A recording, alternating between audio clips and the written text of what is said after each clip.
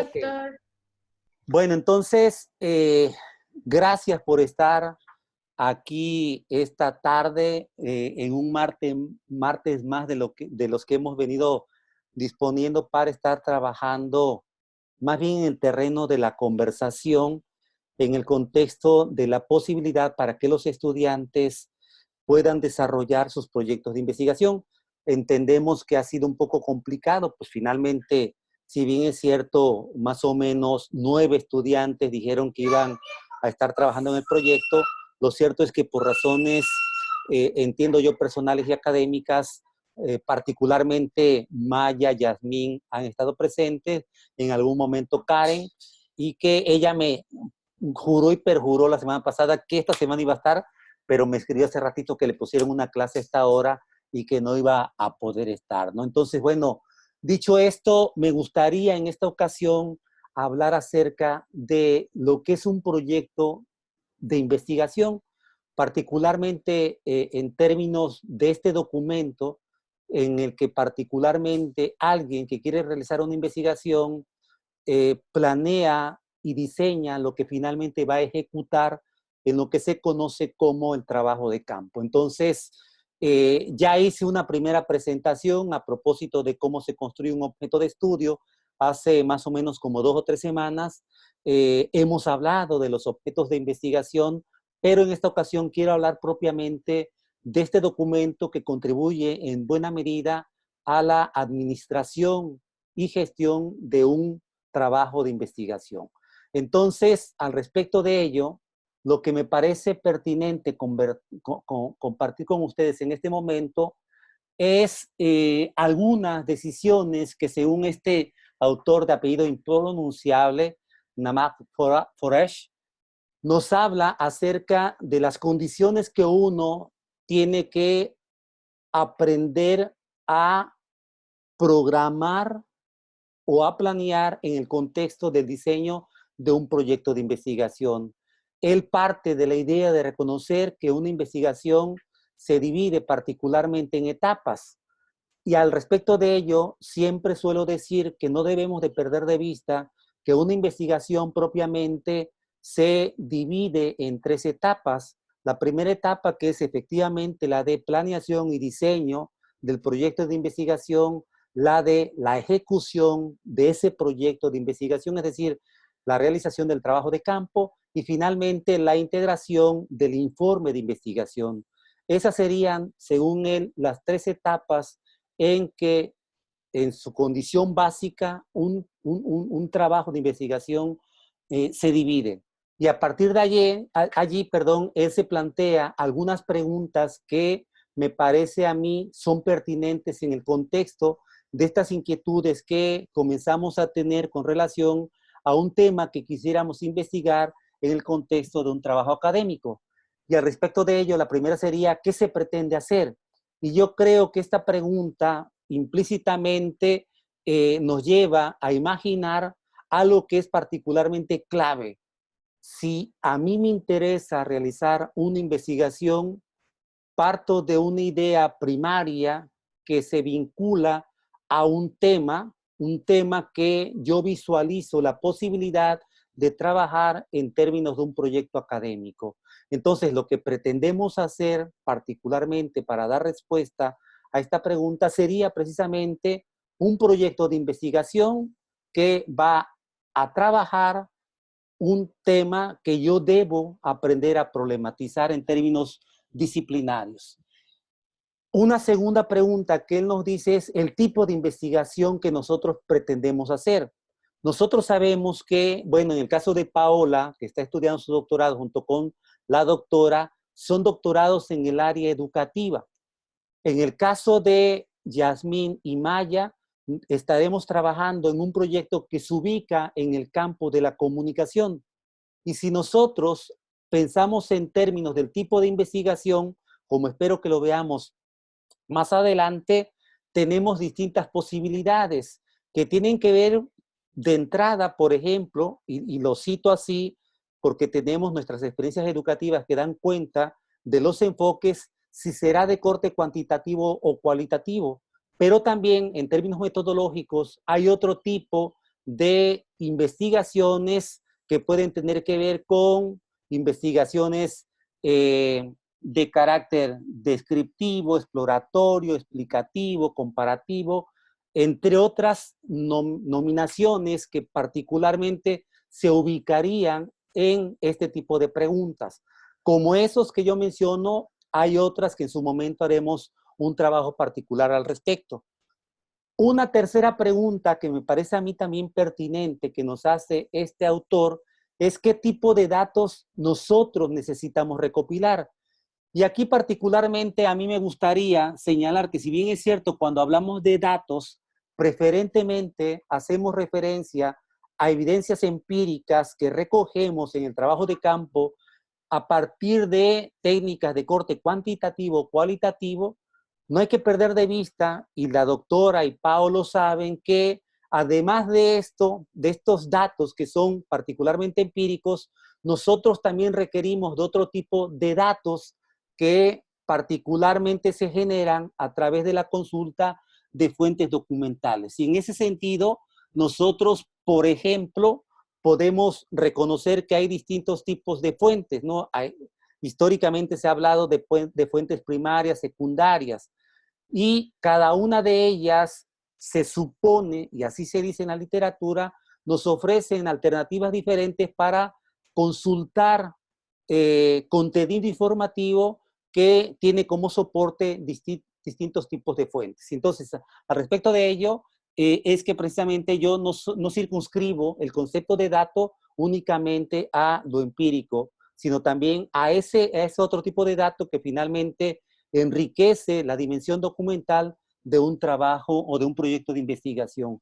Y finalmente, ¿qué metodología utilizaremos? De aquí, particularmente, doctora, le comento que nosotros, por el diseño curricular de nuestro plan de estudios, solamente tenemos declarados dos enfoques, el enfoque cuantitativo y el enfoque cualitativo.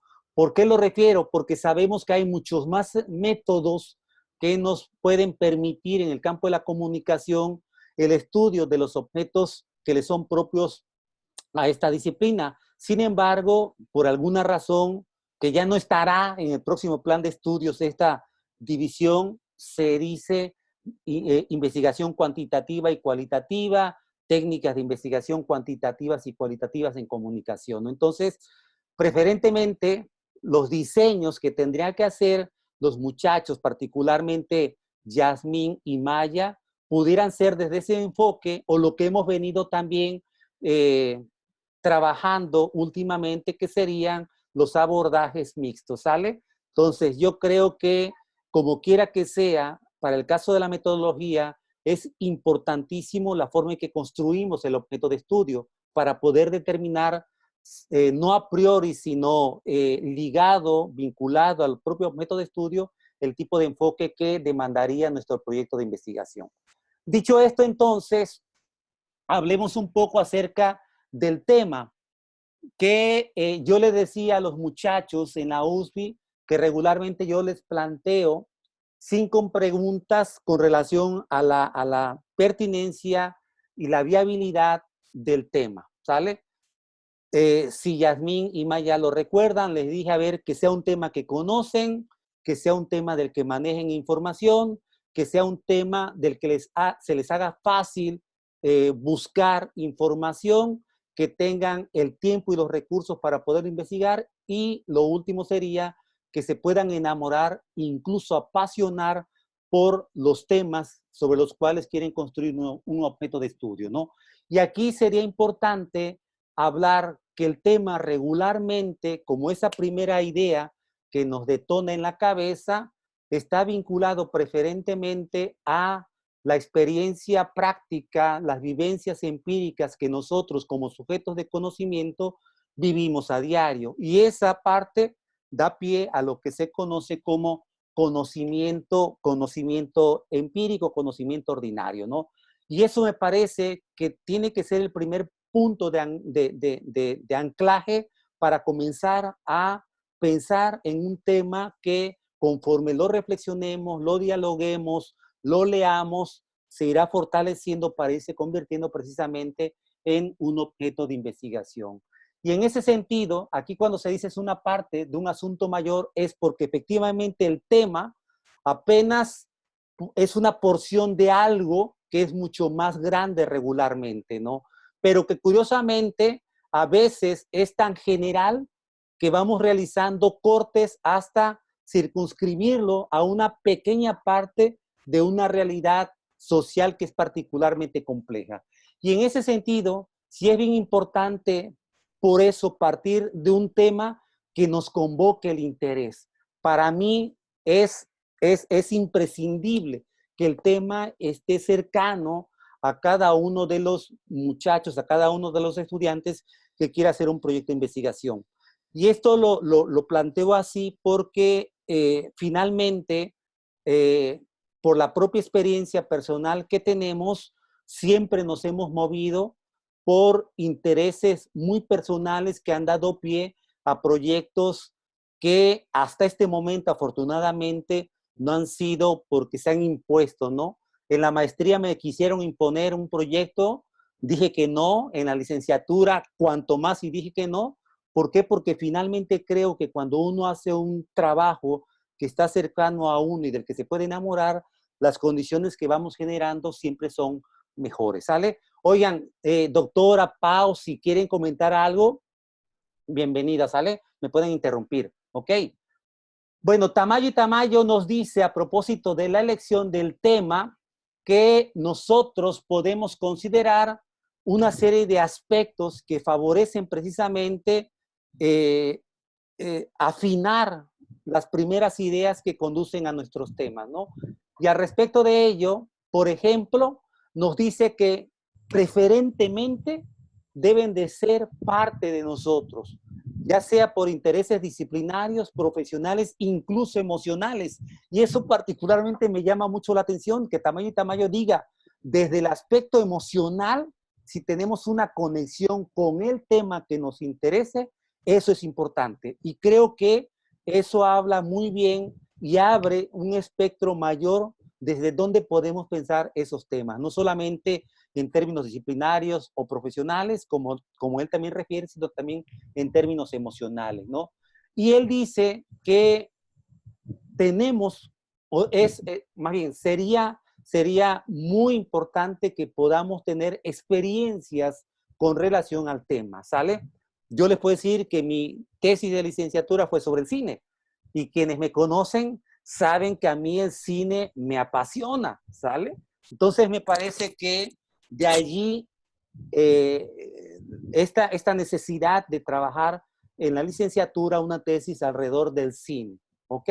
Entonces, es importante esa experiencia que nos vincula al tema para darle facilidad a todo el proceso que vamos a vivir una vez que nosotros comenzamos a darle mayor claridad ya en términos de un objeto viable, pertinente y factible, que a la larga termine por ser un proyecto de investigación, ¿no?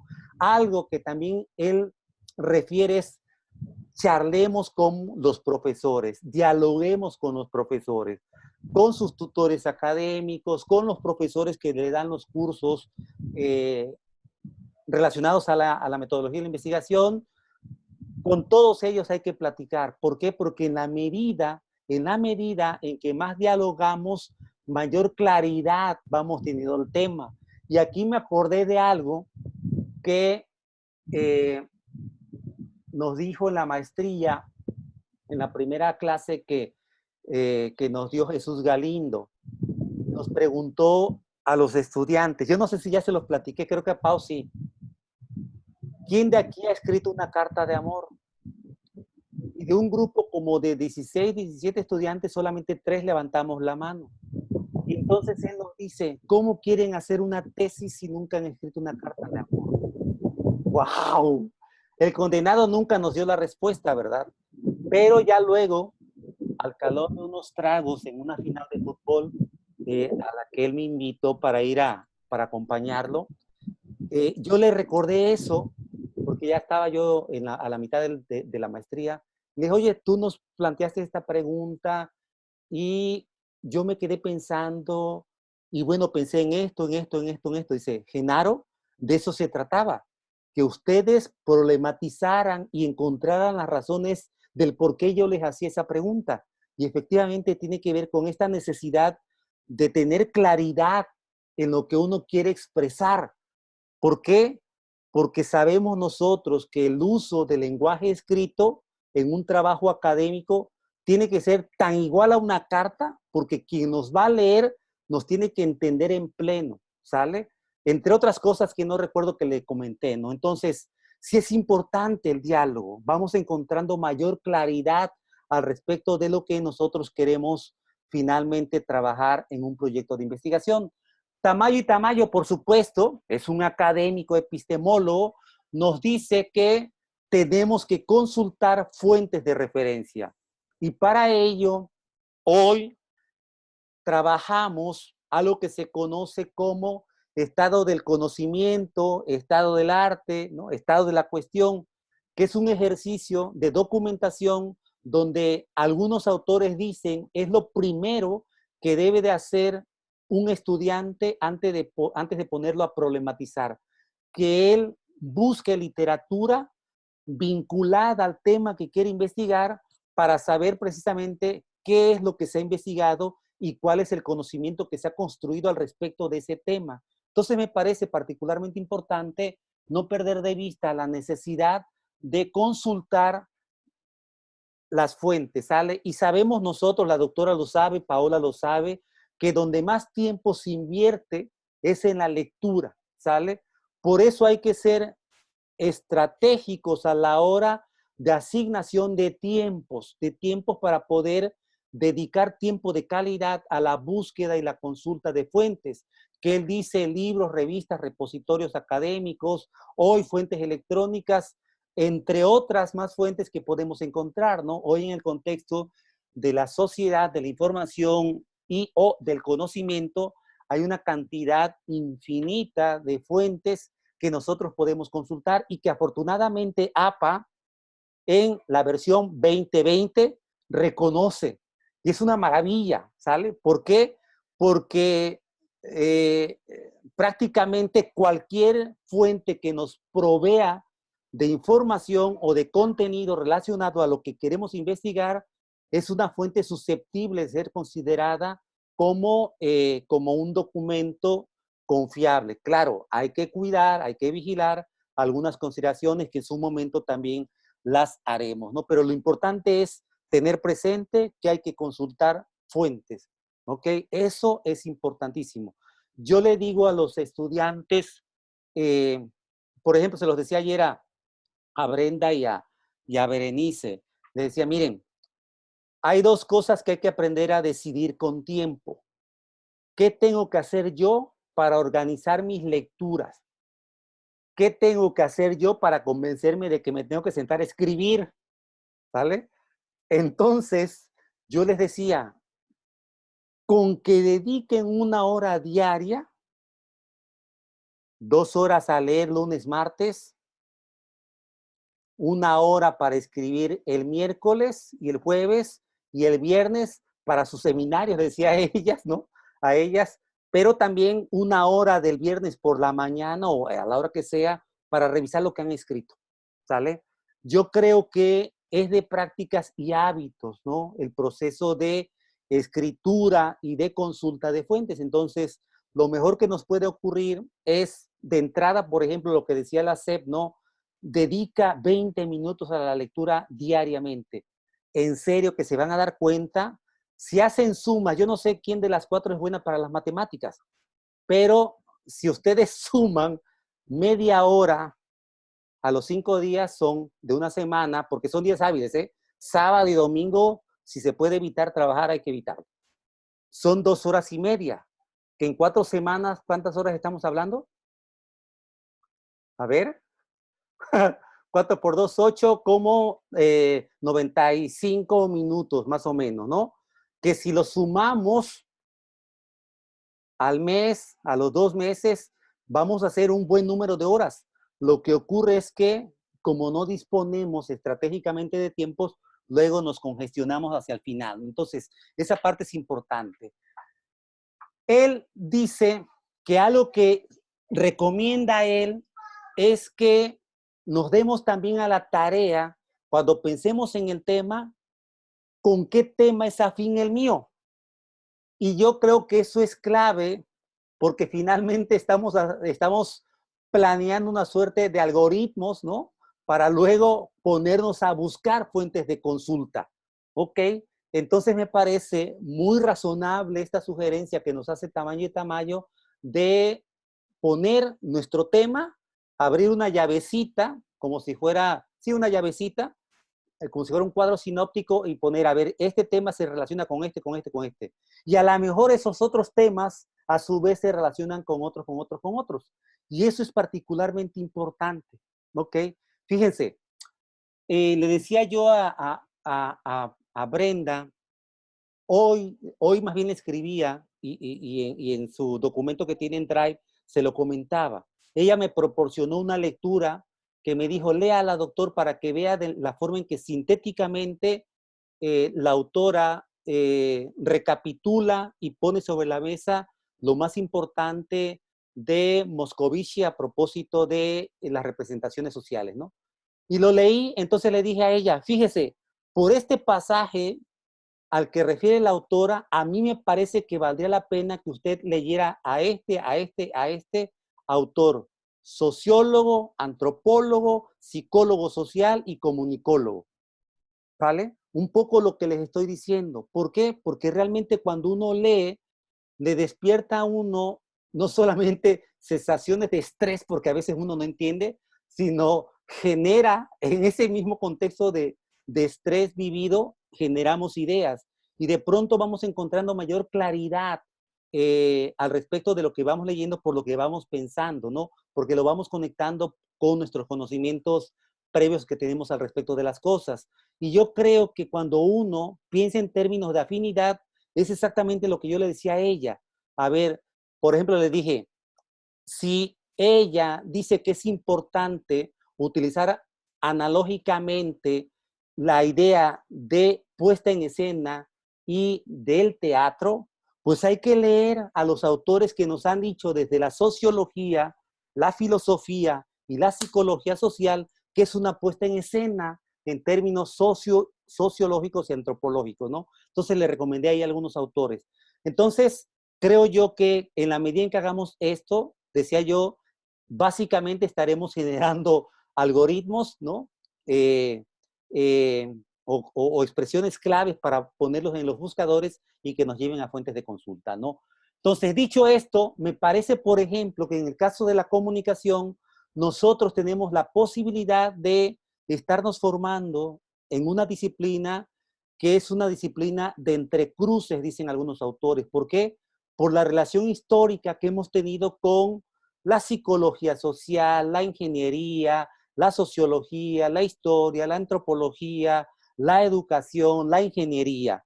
Entonces, eso hace ver que los objetos con los que trabajamos son multivariados, multideterminados y no solamente se sitúan en el ámbito de los medios masivos de comunicación.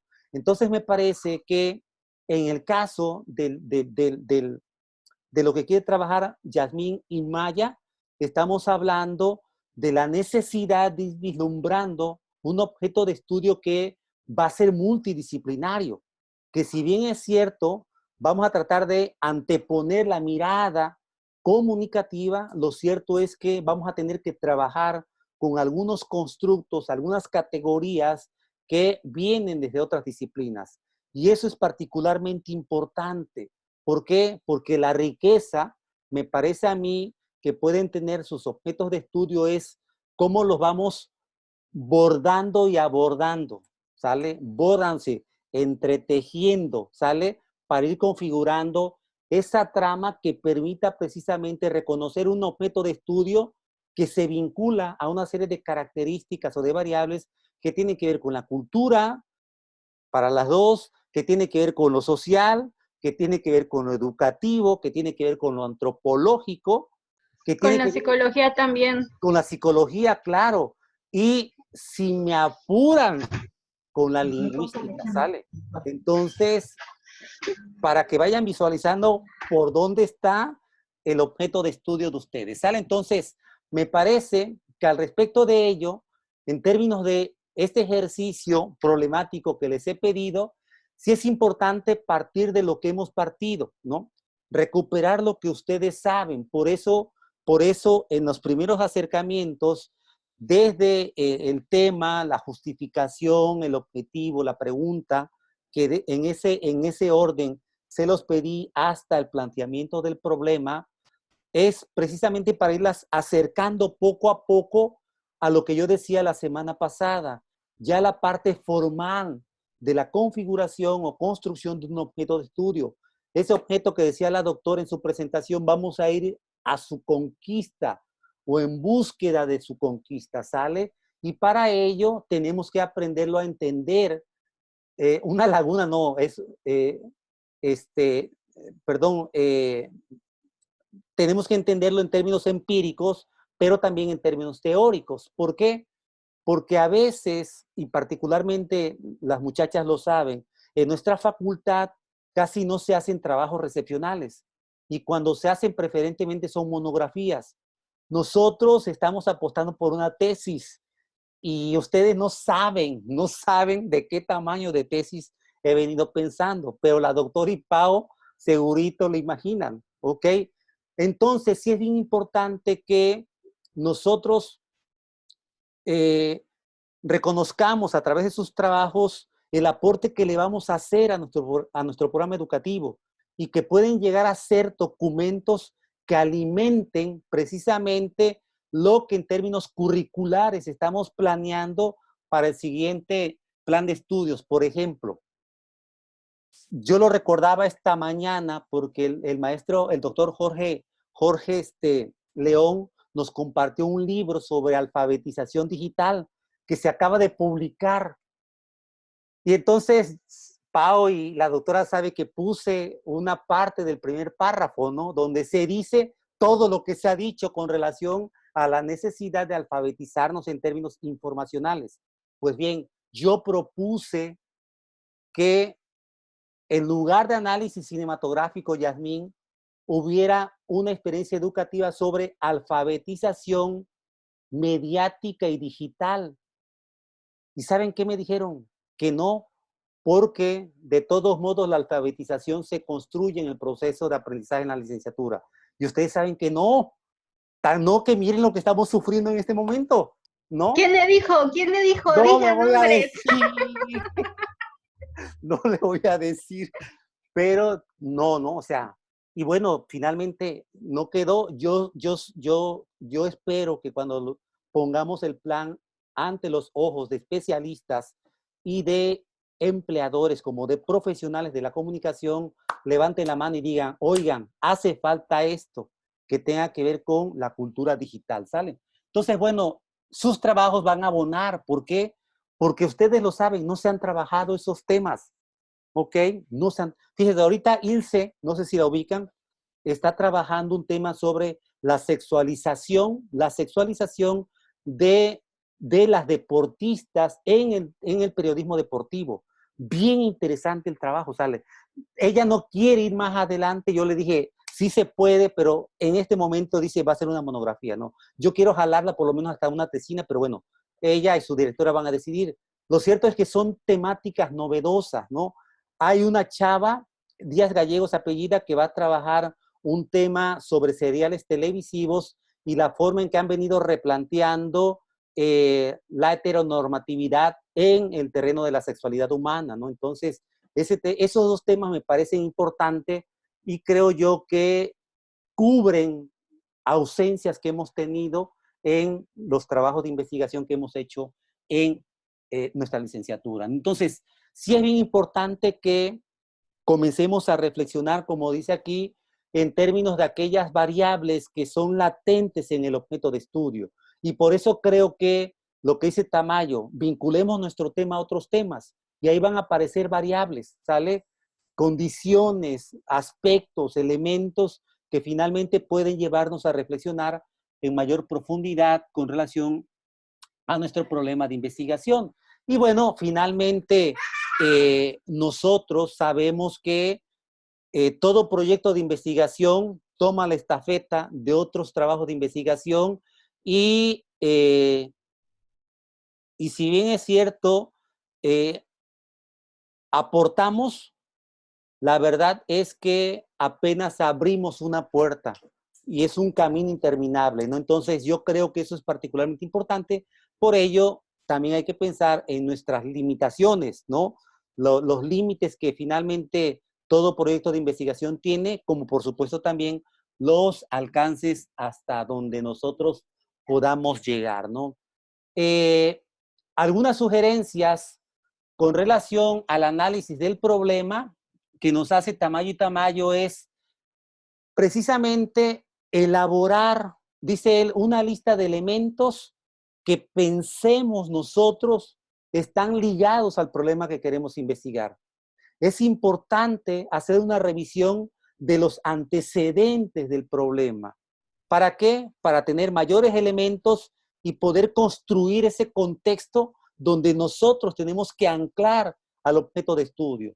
Déjenme decirles, Maggie y Yasmín, que por allá de mediados de los 80 y hasta yo creo el primer lustro de los 90, a los estudios en comunicación se le cuestionaba mucho que se quedaran en el aire, porque muchos de los trabajos que se hacían, sobre todo en las licenciaturas, no había un contexto construido, ni siquiera esbozado, ¿ok? De tal suerte que decían, se queda en el aire el problema. Y por eso es importante lo que Tamayo y Tamayo nos dice a propósito de reconocer ese contexto donde finalmente vamos a situar el problema. Y, por supuesto, al respecto de ello, el explorar en la literatura especializada, es decir, en el campo de la comunicación y vinculado a sus temas es particularmente importante. Por supuesto que en el caso de los dos trabajos, por allí a ver si en algún momento lo dialogamos, hay algunas teorías emergentes en el campo de la comunicación que favorecen particularmente fundamentar este tipo de tópicos, ¿sale? Hay un libro clásico de teorías de la comunicación de Leffler que él sí desarrolla un apartado vinculado a el modelo feminista de la comunicación, que es un modelo que comenzó a construirse hacia finales de la década de los 60, se desarrolló en los 70, pero por alguna razón prácticamente ha pasado desapercibido, ¿no? Lo que hoy puede ser, por ejemplo, la conocida como teoría Kerr, que se está trabajando particularmente en el ámbito de la antropología, la psicología social y la sociología. Entonces, bueno, ya casi estamos llegando al final. ¿Por qué es importante buscar en la literatura? Nos dice el autor. Porque podemos ir familiarizándonos con conceptos, pero también con investigaciones afines. Por ejemplo, en el caso del estado del conocimiento, así lo haremos. Y por supuesto, en el caso de los autores. Los tres autores que yo les propuse, Wallenstein, para hablar acerca del sistema mundo, es decir, en términos sistémicos, estructurales.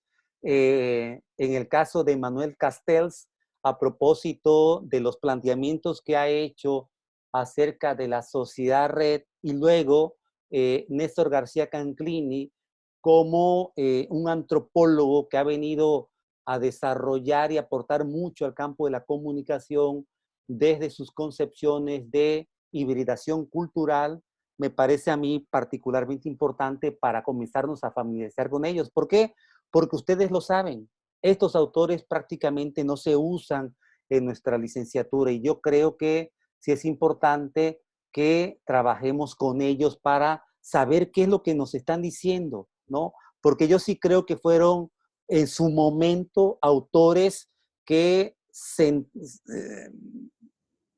colocaron como parte de la infraestructura teórica cimientos que hasta la fecha siguen siendo especialmente importantes, ¿no? Entonces yo creo que en ese sentido sí es oportuno que no perdamos de vista la necesidad de volver a subrayar la literatura, su consulta es clave porque nos permite madurar muchísimas cosas que tenemos latiendo en nuestras cabecitas y yo creo que cuando se acompaña de algunas lecturas es particularmente importante.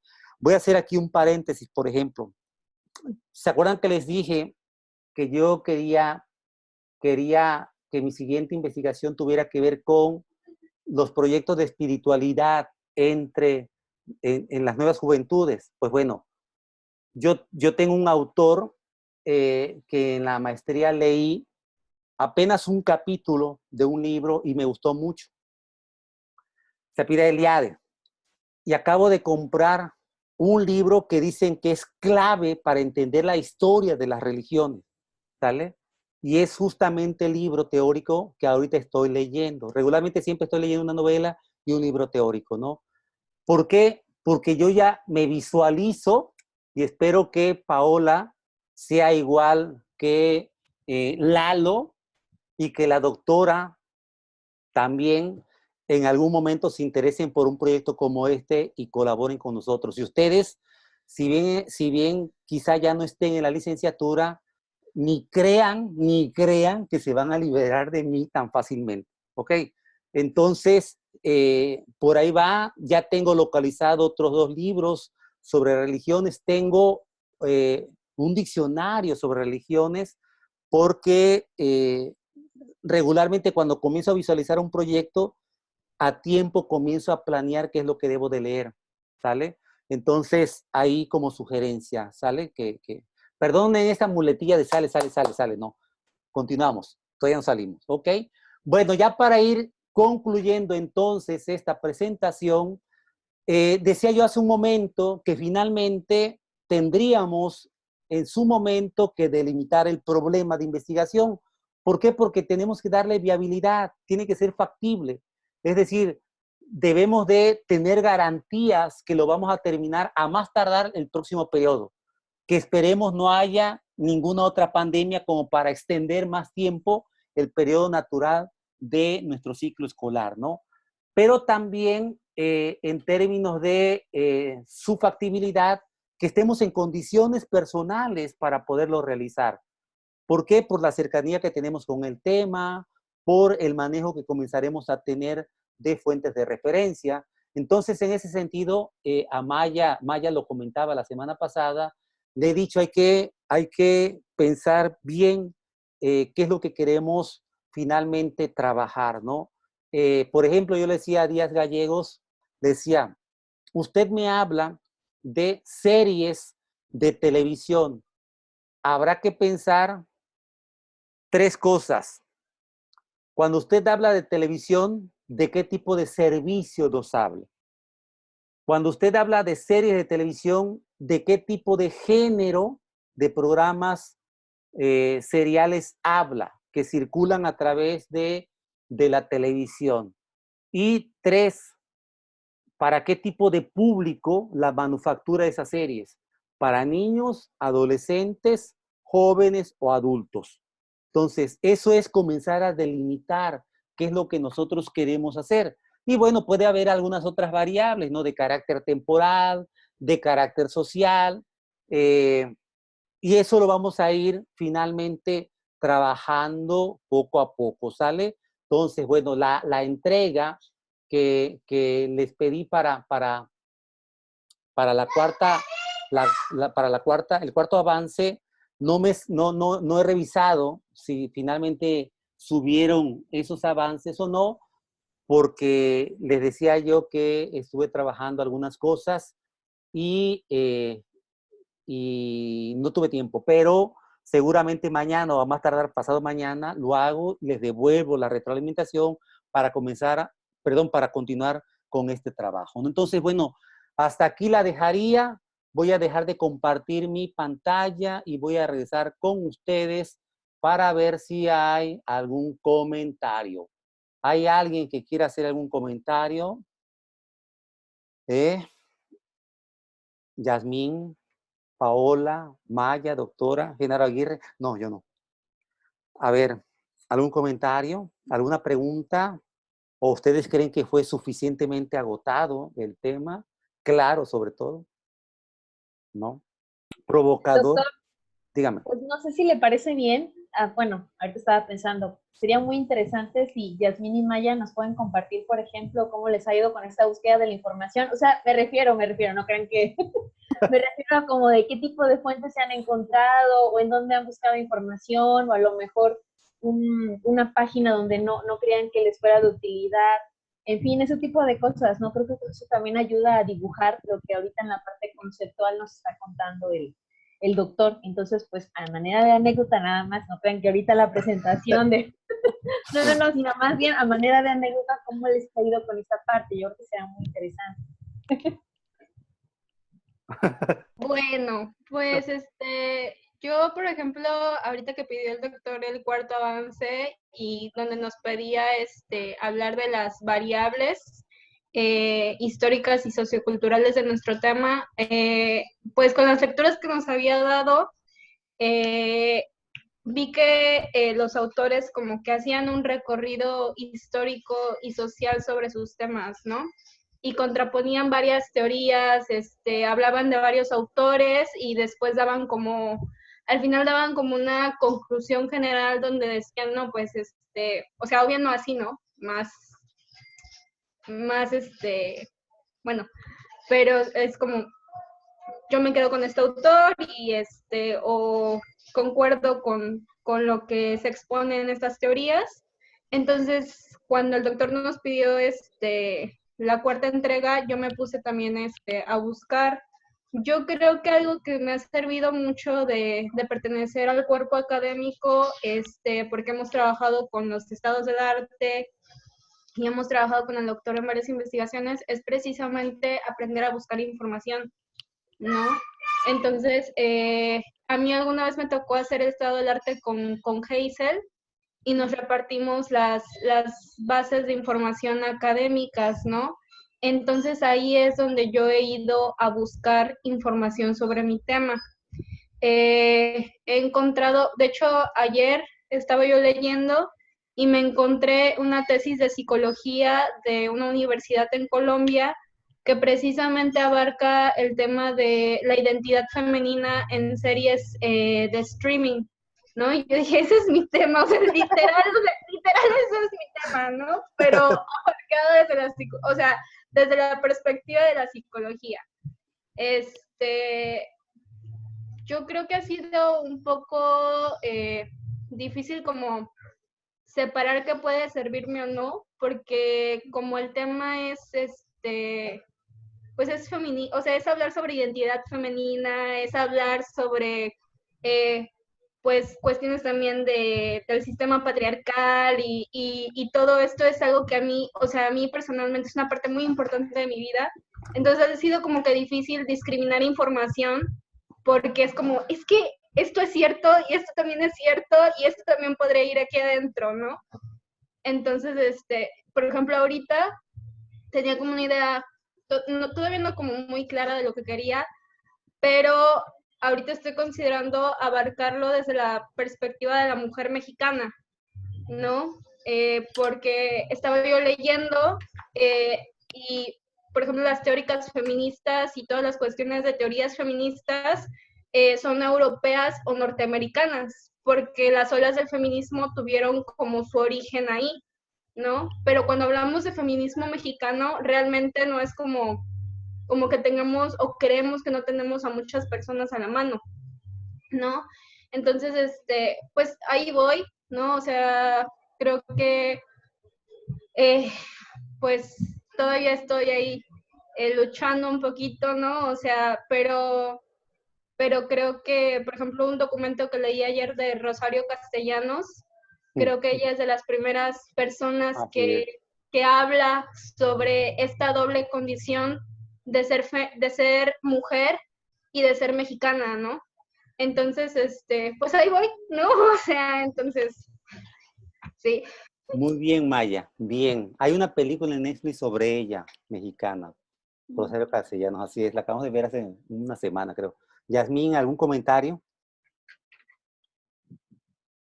Yo me identifico mucho con lo que decía Maya sobre de separar la información de qué te sirve y qué no te sirve, porque realmente me encuentro con muchos vínculos, pues, de que si desde la perspectiva psicológica, de diferentes perspectivas, entonces es como, bueno, me voy por esa línea, o me voy por esta, o me voy por esta. En eso, bueno, concuerdo mucho con lo que decía Maya, que creo que mi problema personal es que aún no tengo como que claro sobre qué guía irme o sobre qué línea irme. Entonces, cuando leo es como digo, esto es verdad, esto es parte de mi tema, y leo otro artículo, esto también es verdad, eso también es parte de mi tema. Eso es como que en lo que yo me encuentro un poco en conflicto, Sí, personalmente. fíjese, no sé si ya quiera comentar algo la doctora o Pau. Ahorita que escuchaba yo a las muchachas, fíjense que yo tengo un tema para estos casos. Igual la semana que entra lo hago. Y todo vino de una pregunta que me hacía un estudiante de licenciatura hace algunos años. Oiga, ¿y cómo puedo yo trabajar con fuentes de referencia, no? Entonces, con el tiempo me encontré un libro por allí donde hace una serie de precisiones que todos compartimos. Decían las autoras, Bexler Hughes, decía, a ver, hay que partir de un hecho. No tenemos tiempo y menos tiempo para leer, como tampoco recursos para invertir en lo que supone leer. Entonces ellas proponen estrategias de cómo acercarse a las fuentes de referencia para poder determinar si me va a funcionar o no me va a funcionar una fuente de referencia, ¿sale? Entonces, si quieren, la semana que entra hablamos acerca de eso porque lo que ha dicho Yasmín y Maya a todos nos ha pasado. Híjole, me acuerdo uno de los retos que yo tenía cuando la maestría era, me tengo que acercar a la teoría, ¿no? Y yo ya me había distanciado de ella desde mis años de estudiante, ¿no? Yo sabía que tenía hábitos de lectura y eso me resolvía eso, ¿no? Pero, o sea, ¿qué leer, no? Y en aquellos días, pues era llegar con unos mamotretos por acá, sí, los profesores, ¿no, doctora? Que decían, bueno, esta es la antología para revisar en un mes, ¿no? Entonces, chútate, no sé, 500 hojas, ¿no? De copias para poder trabajar durante ese curso, ¿no? Entonces, era muy estresante, ¿no? Y nosotros sí pusimos, me acuerdo en el grupo, una estrategia porque sabíamos que no podíamos hacerlo, ¿no? No podíamos leer todo. Entonces nos organizábamos en grupos de lectura. Y entonces nosotros entrábamos regularmente a clases a las 10 de la mañana. Llegábamos a las 8:30 con café en mano y nos reuníamos a dialogar sobre las lecturas, ¿sale? Entonces, eso nos funcionó muy bien y los profesores convencidos de que todos habíamos leído todo, ¿no? Lo cierto es que estratégicamente nos habíamos puesto de acuerdo para que a cada equipo de trabajo, regularmente eran 2 o 3, hicieran las lecturas que nos tocaban, ¿no? Porque una maestra incluso nos dijo, una maestra de la Ibero, dice, pero querían una maestría, ¿no? De esto se trata la maestría, de leer, leer, leer, leer, leer y leer. ¿Ok? Entonces, todos pasamos por estos momentos de zozobra, de angustia, de incertidumbre, de por dónde le entro, ¿no? Entonces, voy a hacer esa presentación con usted la semana que entra, porque me parece que sí es conveniente, y no sé, doctora, si usted quiera comentar algo acerca de su experiencia con No, relación pues a las lecturas. mire, en relación primero a este espacio, doctor, creo que nos enriquece mucho, aunque ya conocemos desde la teoría los elementos que lleva un proyecto de investigación, como seguir trabajando lo que nos dicen los teóricos y lo que estamos viviendo nosotros como investigadores en formación. Muy, muy rico este espacio en donde se está fortaleciendo esta cultura de formación en investigación, esta comunidad de aprendizaje, y siempre bien importante, doctor, con su guía, siendo usted un investigador con amplia experiencia, pero un investigador en activo y que está en la búsqueda de irnos acompañando a quienes nos estamos formando en investigación, porque también a veces es como muy amplia la distancia de quien ya tiene el grado y pues hazle como quieras, a la manera en que usted va mediando este proceso y nos va haciendo sentir en confianza. Yo creo que voy a durar unos 5 o 6 años más en concluir mi tesis para no abandonar estos espacios. No, doctora, no abuse tampoco, ¿eh? No, pero muy, muy rico, doctor, de verdad. Muchas gracias. No, gracias. No, yo creo que gracias a ustedes. Y miren, yo creo que algo que tiene que ver con lo que decía la doctora. Todos hemos pasado por esto. Todos, ¿sale? Todos. déjenme decirles que mi maestra de taller de tesis en la licenciatura era insufrible, ¿no? Terrible, terrible, Ya terrible. díganos quién. Pero yo le agradezco mucho a ella, porque fue muy visionaria para muchas cosas que ocurrieron todos los 80 y los 90 en la facultad.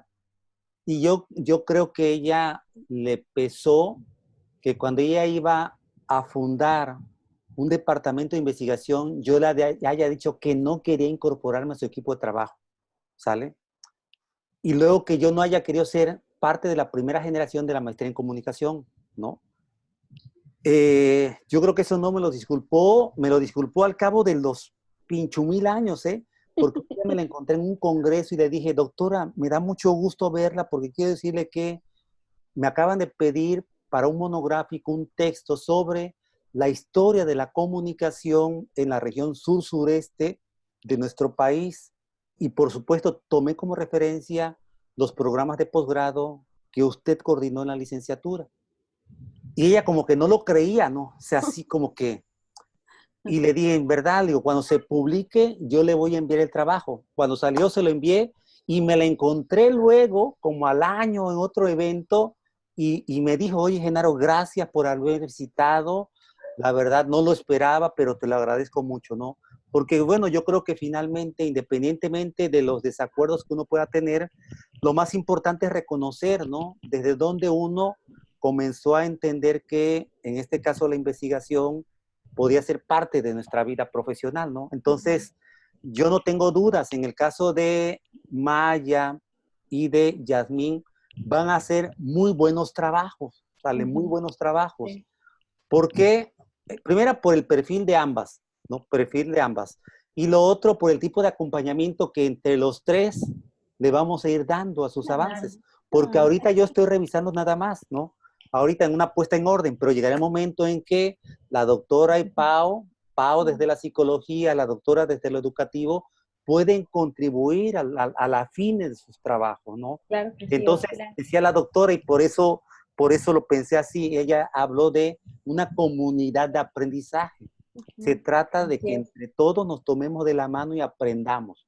Yo Así creo es. que eso es lo importante, ¿sale? Doctor, y si me permite agregar un punto, también, chicas, algo que les puede servir mucho, y lo estuvimos haciendo por varios meses, el ciclo escolar anterior, para la construcción del estado del arte. Ya ven que había una matriz y que el doctor nos decía para la lectura de artículos, que eran muchísimos artículos y tesis, y en general de las fuentes de información que nos tocó estar investigando, él nos decía el resumen, las palabras claves, las preguntas de investigación si es que vienen, los objetivos, o sea, a veces no es necesario leer todo el documento, porque es verdad, sobre todo artículos te encuentras miles de millones y no da tiempo de leer todos, pero entonces esos son como los elementos claves, ¿no? Sí, así es. ¿Cuál fue el objetivo, la temática, si viene pregunta de investigación, qué resultados obtuvieron? Y eso también les va a ayudar a depurar, esto me sirve, esto no me sirve, o esto lo dejo como en esa tercera opción de a ver si regreso a ello, porque recuerden que finalmente esto es una habilidad que están desarrollando, justamente hagan de cuenta como en el Candy Crush, cuando llevan de un nivel a otro, porque Vaya, bien la parte, analogía. Muy bien. porque esta solamente es la parte de lectura. Después no les cuento cómo les va a ir con las preguntas de investigación, los objetivos, el diseño metodológico. No. Esto nada más es lo primero, niñas. Así que mejor digan, pues sí se puede, ¿no? Voy subiendo de nivel, así como los jueguitos de Facebook y todo esto. Voy subiendo de nivel, pero lo voy pudiendo hacer. Entonces, tampoco se estanquen mucho en esa fase, porque bien, eso, o sea, es lo primero. Viene todavía bastante, porque les digo, también cuando estén en el diseño metodológico van a decir, ¿y de esta forma, o de esta otra, o de esta otra, o cuál? O sea, esos interrogantes siempre van a existir, entonces véanlo así, ¿no? También para economizar tiempo. Pues nada más era mi último comentario. Doctor. Gracias. No, fíjese que recordé algo que dicen estas autoras a las que me referí hace ratito. Dice, en un artículo, el primer párrafo es clave y el último párrafo. Ahí se sintetiza el corazón de todo lo que se disertó. Y efectivamente, ahí están. Entonces, entre los tips que ellas dan precisamente es, lean el resumen, lo que dice Pau, las palabras claves, la introducción, primero y segundo párrafo, y de las conclusiones el último. Ahí está, y ahí pueden ustedes determinar si les va a ser útil o no el texto, ¿sale? Pues bueno, creo que la podemos dejar aquí. Muchas gracias, Pau, doctora, Yasmín. Una Gracias a usted, sonrisa doctor. para la impresión de pantalla que les Ay, Dios. comparto. Ahí va. Listo. Estamos en comunicación permanente y bueno, nos vemos la semana que entra. Yo les retroalimento sus avances, ¿sale? ¿Ok? Chaucito, Muchas gracias. cuídense. Dios. Gracias a todas, a todos. Bye, bye. Adiós, bonita tarde. Adiós, gracias. Igualmente, bonita tarde. Voy a terminar la grabación aquí.